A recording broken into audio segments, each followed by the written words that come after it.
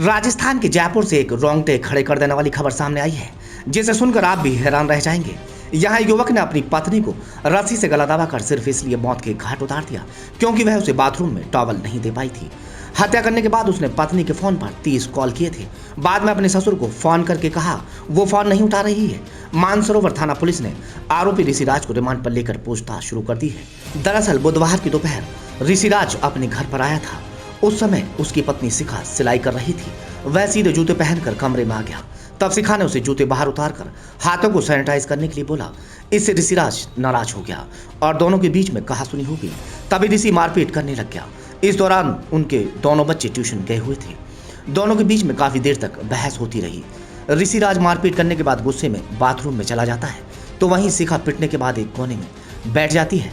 ऋषिराज आवाज लगाकर तौलिया मांगता है, मगर नाराज शिखा ने उसे तौलिया नहीं दिया, तो वह रस्सी लेकर आता है और शिखा कुछ समझ पाती उसने शिखा का गला रस्सी से दबाना शुरू कर दिया। और जब शिखा खुद को बचाने के लिए रस्सी हटाने की कोशिश करती है, लेकिन दबाव से उसकी उंगलियां भी टूट जाती हैं। शिखा के मरने के बाद भी ऋषिराज कंफर्म करने के लिए रस्सी से उसका गला दबाता रहा। फिर वह उसे छोड़कर गाड़ी लेकर चला गया। वह पेट्रोल पंप पर तेल भराने लगा।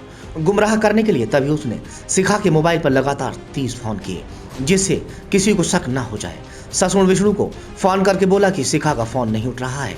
वह फ्लैट पर पहुंचे तो शिखा फर्श पर पड़ी मिली। अस्पताल में उसे मृत घोषित कर दिया गया। पिता ने शुक्रवार को हत्या की रिपोर्ट दर्ज कराई। ऋषिराज पुलिस को गुमराह करता रहा। उसे लगातार धमकी मिल रही थी। ससुर विष्णु को फोन कर बोला कि शिखा फोन नहीं उठा रही है।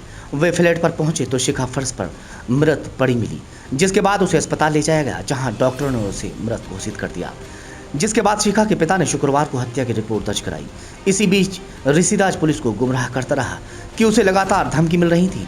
उसने एक शिकायत भी 9 महीने पहले दर्ज कराई थी। उसने कहा कि उसकी पत्नी को उन्हीं लोगों ने मारा है।